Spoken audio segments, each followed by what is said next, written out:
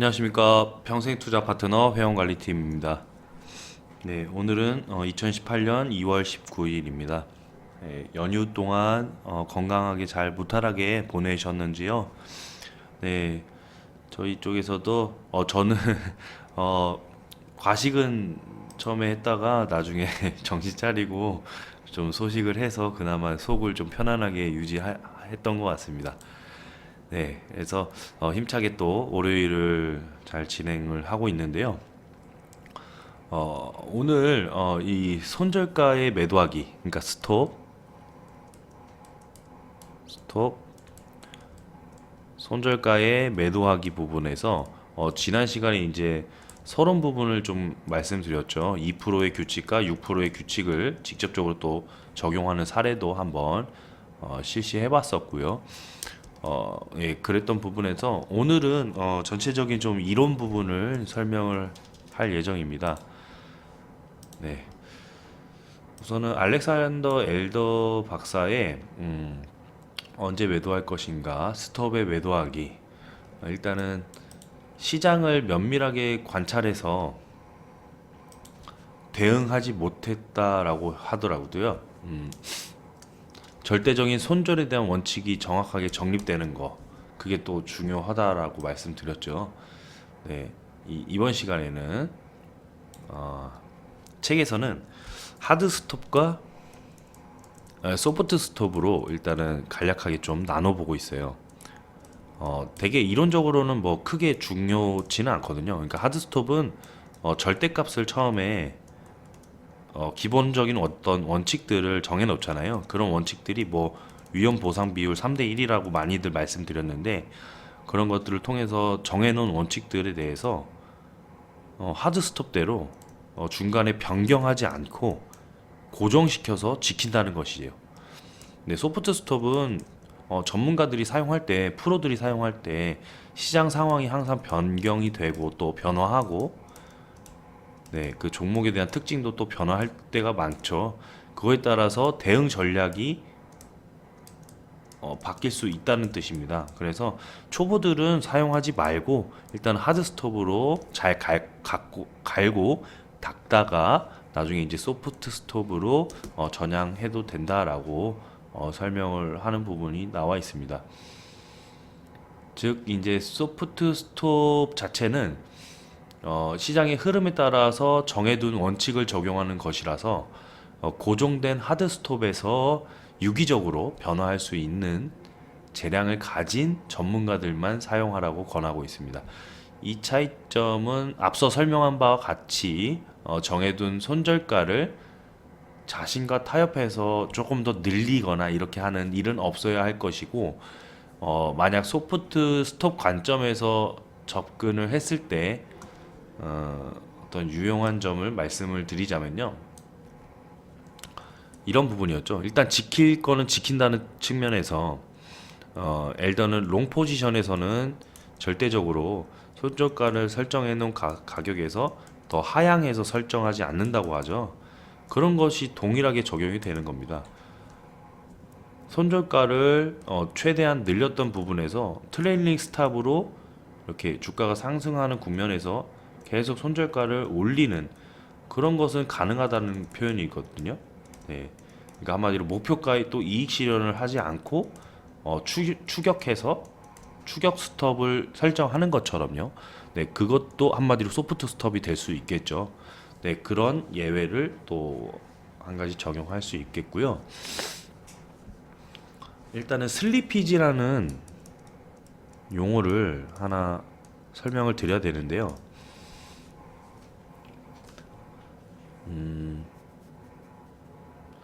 우선은 슬리피지라는 것은 알렉산더 엘더 박사가 매매했던 그 시점, 한창 주식을 잘 매매했던 시점에서 최근 저점, 최근 저점에서 최근 저점보다 주가가 최근 저점보다 조금 더 최근 저점보다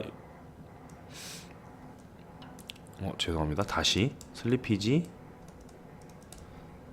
손절가를 선택을 할 때요.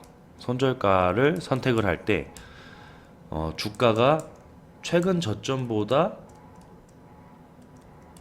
조금 더 아래 부분에 이 손절을 정한다는 겁니다. 한마디로 뭐 한 틱 정도를 더 밑에다가 설정을 하는 그 전문가들도 많다고, 개인 투자자들도 많다고 이야기를 하는데요. 알렉산더 엘더 박사도 그때 그 많이 설정하는 그 구간에 같이 설정도 해보고 실질적으로 그렇게 해서 스탑이 걸리는 것을 목격했겠죠.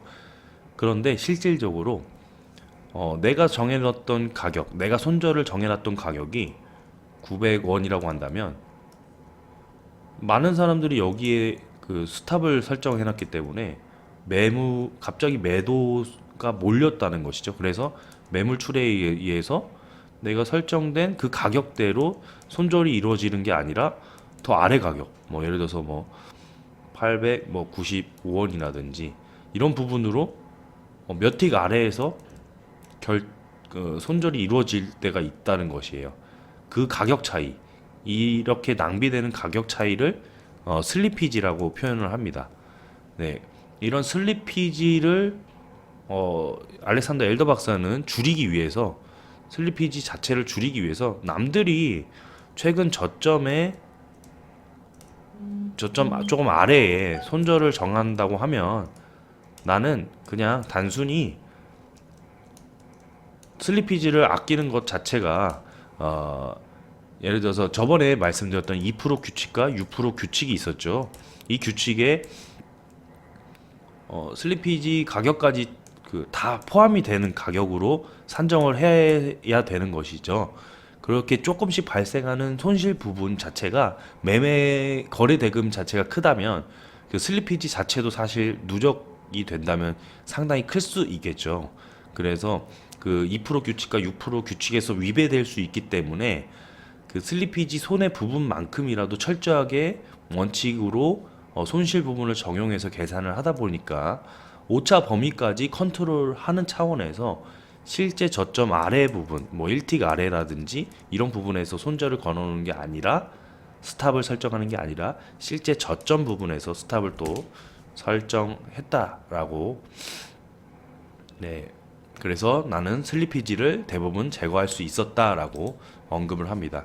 그만큼 철저하게 손절에 대한 원칙을 지키는 모습이 조금 많이 인상적이었습니다. 또한 지금부터 보여드릴 차트는요,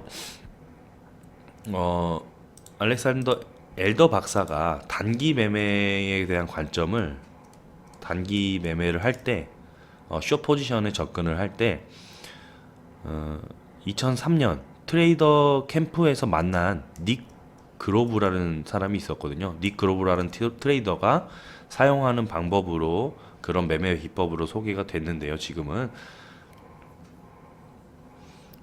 일단은 단기 매매에서 이 그림에서 보는 바와 같이 가치 구간으로 하회해서, 이런 식으로 이제 가치 구간으로 하회한다는 뜻은 이동평균선이 이렇게 있다면 이 구간대로 다시 되돌림한다는 뜻이죠.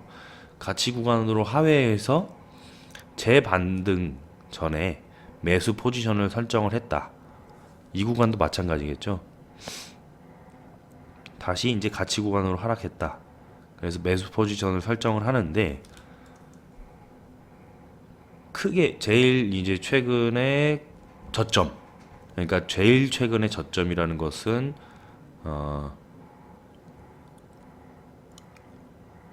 일단은 죄송합니다. 그 가치 구간으로 하회해서 다시 목표가를 상단 채널로 잡고 단기 트레이딩으로 접근을 하죠. 네, 그런 부분에서 손절가를 정하는 방법을 하나 소개를 하는 겁니다. 이때 스톱을 설정하는 영역을 찾은 다음에, 실제 스톱 설정 영역은 최근에 이 저점 부분, 여기서는 이제 30.46달러로 돼 있죠, 표시가. 네, 이 저점 부분에서 이 좌우, 저점을 감싸는 좌우의 봉들을 체크합니다.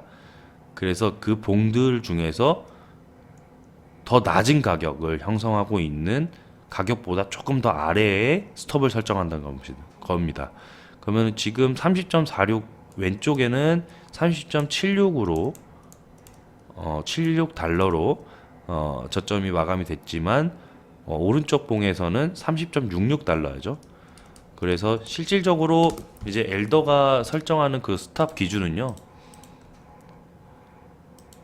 30.66달러보다 조금 더 어림수를 피해서 30.64달러 또는 그보다 낮은 30.59달러의 스톱을 설정할 것이다 라고 표현을 하는 겁니다. 네, 그렇게 해서 단기 매매의 스톱 부분에 대한 부분 한 가지를 소개를 드렸고요. 반면에 이제 넓은 스톱을 이용을 할 때는요, 대체로 보유하는 기간이 짧으면 짧을수록 스톱이 좁아지는데, 보유 기간이 넓으면 넓을수록 장기 매매는요, 스톱이 넓어진다고 말을 하거든요. 네, 그래서 이 부분을 참고하시고, 특히 초보일수록 장기 트레이딩을 하라고 권유를 합니다. 당연히 단기적인 관점에서 빠른 판단과 시행이 바로바로 적용이 돼야 되는데, 그것을 따라하지 못한다면은 장기적 관점에서 매매를 하는 게 훨씬 더 초보자한테 유익하다라고 소개를 하면서요. 스톱이 넓어지면요, 당연히 매매의 비중은 더 좁아져야 된다. 그러니까 한마디로 장기 투자를 하는데도 큰 물량으로 한 번에 들어가 있다라는 것은 역설적으로 또 투자한다라고 생각을 하시면 되겠습니다. 예, 책에서는 코카콜라 주가를 2000년대 초반부터 이렇게 소개를 하는데요. 네, 만약에 제가 지금 이렇게 스캔을 그 부분이 이제 누락이 돼서 그림으로 좀 표현을 해드리자면요. 주가가 이렇게 크게 상승을 했던 모습에서 이제 하락을 했었던 모습으로 전환이 됐거든요. 다시 그려드릴게요. 주가가 상승을 했던 그런 모습에서 하락으로 반전이 된 다음에 지지를 해주는 그런 모습에서 이제 살짝 윗꼬리가 올라가는 그런 모습으로 이제 상승으로 반전되기 전에 추세를 딱 나타냈고요. 여기에서 무엇보다도 이 부분에서 이제 확대를 해보자면요. 최근에 주가 흐름에 이렇게 있었을 때, 이 최근에 이제 저점 부분에 지지선 부분을 하회하는 그런 부분에서 또 손절을 이제 정했던 모습이 있었죠. 그리고 이 구간에서 이제 목표를 설정을 할 수 있는 것, 이 구간이 이제 마디가 큰 흐름을 보인다면은 충분히 목표를 설정할 수 있었던 그런 저항대도 설명을 하고 있습니다. 네, 그렇게 해서 뭐 장기 추세에서 뭐 특별히 다른 매매 방법이 소개되지는 않고 있어요. 대신에 아까 말씀드린 추격 스톱에서 트레일링 스톱이라고도 표현을 하죠. 트레일링 스톱, 추격 스톱에 대한 설명은 상당 부분 좀 디테일하게, 그리고 또 다양하게 여러 가지로 해석을 해서 설명이 되어 있는데요. 저 또한 이제 같이 말씀드리자면요. 추격 스톱에서는 당연히 좋은 장점이 있고 단점이 있겠죠. 빛과 그림자가 있는데, 추격 스톱 자체가 목표가보다 추세가 더 상승하리라고 예견되는 상황에서 적용을 해볼 수 있는 것이죠. 그래서 추격 스톱으로 전환하는 트레이더들이 상당히 많다. 그래서 모든 것이 그렇듯 추격 스톱에서도 빛과 그림자가 있다. 빛은 추세가 목표가를 넘어서 움직일 때 당연히 추가 수익을 낼 수 있다는 것.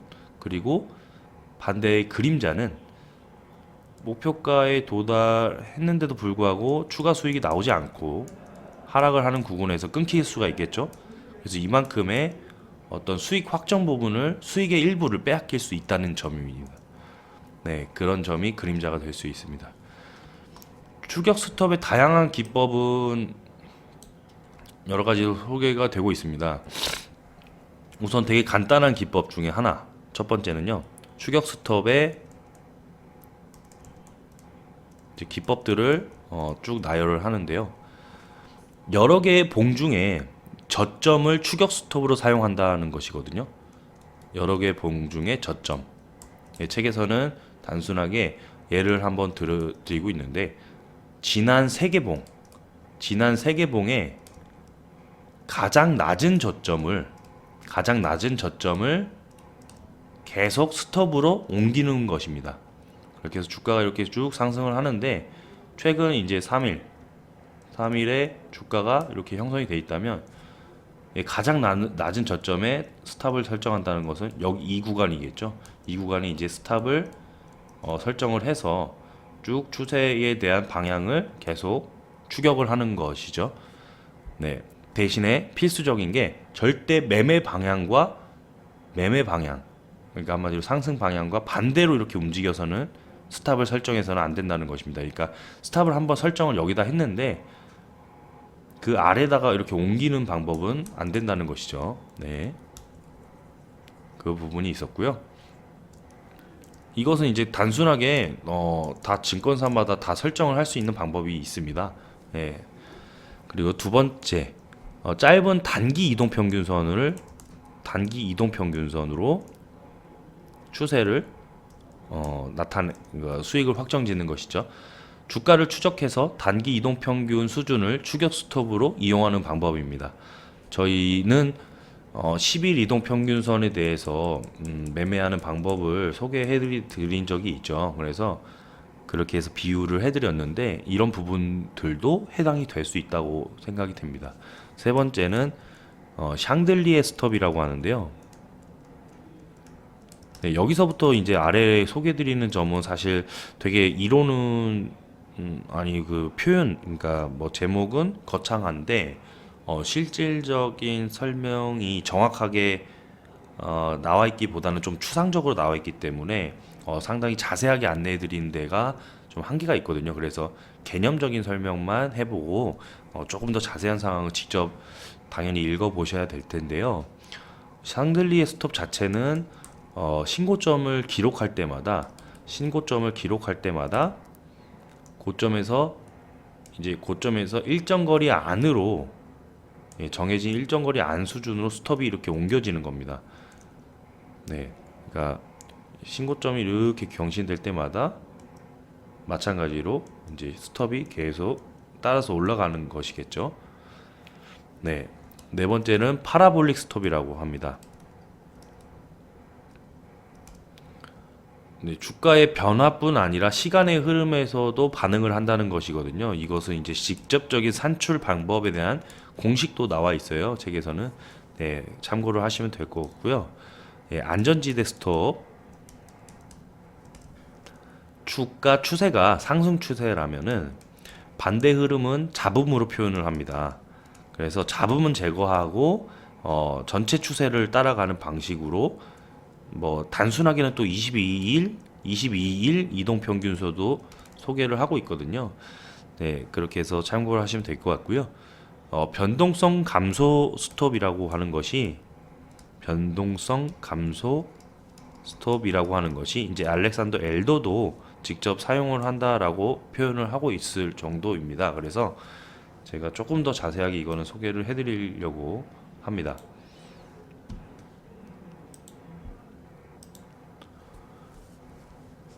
알렉산더 엘더가 사용하는 방식으로 엘더가 이렇게 이야기를 합니다. 나는 주가가 목표가를 건드릴 때까지는 추격 스톱을 쓰지 않는다. 목표가에 도달하면 그 포지션은 임무를 다한 셈이지만 시장이 추가 수익이 나는 방향으로 움직일 수도 있다. 그때 선택의 기로에 선다. 기분 좋게 수익을 취하고 다음 매매로 넘어갈 수도 있다.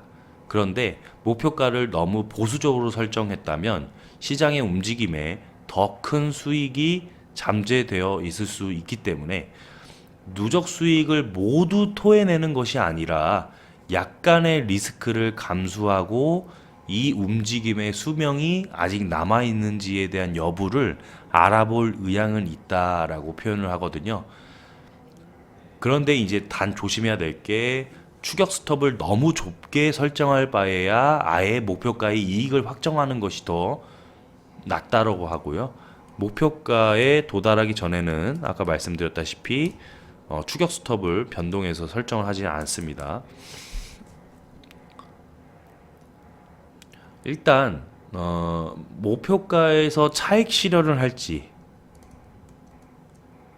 아니면 아까 말씀드린 추격 스톱을 바꿀지에 대한 선택의 기로에 놓여져 있을 때 어떤 경우에 이제 추격 스톱을 하는지에 대해서 조금 더 알아보자면요. 기본적인 것은 주가가 목표가에 도달했을 때요. 주로 이제 당연히 차익 실현하는 경우는 약세 신호에 대한 뭐 보조지표상이나 강도 이런 것들을 비교해서 약세 신호가 나온다면 추격 스톱을 사용하지 않고 차익 실현을 한다는 것이었죠. 특히 그 중에 얘가 약세 다이버전스를 소개해 드린 적이 있었죠. 예, 약세 다이버전스가 또 그렇고요.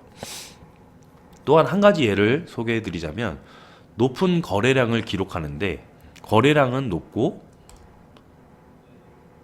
저점 부근에서 이렇게 고점과 저점이 있다면 종가가 거래량은 높은데 종가가 저점 부근에서 종가가 형성이 되는 부분에 부정적인 주가 움직임이 많이 보인다면 목표가에 또 수익을 취하고 유익이 사라진다라고 얘기하고 있습니다. 그러나 시장에서 고점과 저점이 계속적으로 이렇게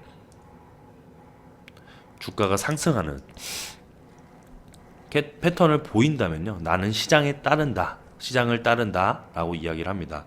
이렇게 하다 보면 결국에는 추격 스톱을 사용하는 경우가 전체에서 3분의 2나 될 정도로 상당히 많이 변경해서 소프트 스톱을 사용을 했었어요. 그래서 변경해서 사용했다는 것이고요. 전환을 그렇게 했는데 그 전환한 추격 스톱에 대해서 아까 말씀드린 변동성 스톱에 대해서는요, 변동성 감소 스톱에 대해서 엔빌로프를 직접 적용하는 방법에 대한 부분을 하나 소개를 해드리려고 이 차트를 펴봤습니다. 엔빌로프의 평균, 그러니까 추세의 흐름에 따라서 여기서 이제 매수 포지션이 나왔거든요. 매수 포지션이 나왔고, 근데 매수 포지션에서 매수하자마자 이렇게 주가가 크게 상승을 했던 갭 상승을 했던 모습이 나와 있습니다. 여기에. 예, 그래서 목표가가 추가 1.75토 엔빌로프 이렇게 돼 있는데요. 일단 추세의 흐름에 따라서 엔빌로프의 평균 너비가요. 평균 너비가 2.7 표준 편차에서 목표가에 도달한다면 한마디로 추격 스톱으로 전환할 때 1표준 편차만큼 더 좁게, 한마디로 그 2.7에서 1표준 편차만큼 더 좁게 한다면 1.7 표준 편차에서 추격 스톱을 설정한다라고 하거든요. 그래서 이 점선이 이제 엔빌로프이잖아요. 이 점선에서 이 해당 밑에 이제 실선으로 이렇게 점선이 좀 돼 있습니다. 예, 여기 보시면 이 선이 이렇게 두 가지가 보이시죠? 그렇게 해서 하나 더 추세선을 한 개 더 설정을 하는 것이죠. 채널선을 그렇게 해서 목표가를 추가했다라고 하고, 일단은 매도 시점을 한번 비교를 해볼까요? 저희가 이 추세 시점을 하회하지 않고 쭉 상승을 하다가 하회하는 구간이 있습니다. 이날. 네, 이날에 이제 매도를 했다라는 뜻입니다. 그렇게 해서 책에서 보시면 그림 5-19이거든요. 그렇게 새롭게 설정한 그 추세선에서 하회하는 그 날을 트레일링 스탑 기준으로 비교해서 측정했다는 것이 그때 이후에 단기적인 어떤 흐름이지만은 주가가 더 성장을 못하고 하회하는 모습이 나왔네요. 그래서 충분히 좋은 구간에서 이익을 실현했던 그런 모습이 또 그림에서 나와 있습니다. 그렇게 해서 변동성 스탑까지 한번 쭉 알아봤는데요.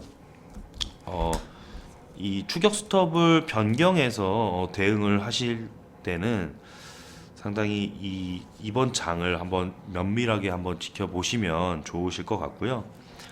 다음에는 여섯 번째 장이죠. 엔진 잡음에 매도하기라고 표현을 합니다. 엔진 잡음에 매도하기라는 부분을 소개해 드릴 예정입니다. 네, 다음 시간에도 좋은 모습으로 인사드릴게요. 이번 시간에도 고생 많으셨습니다. 감사합니다.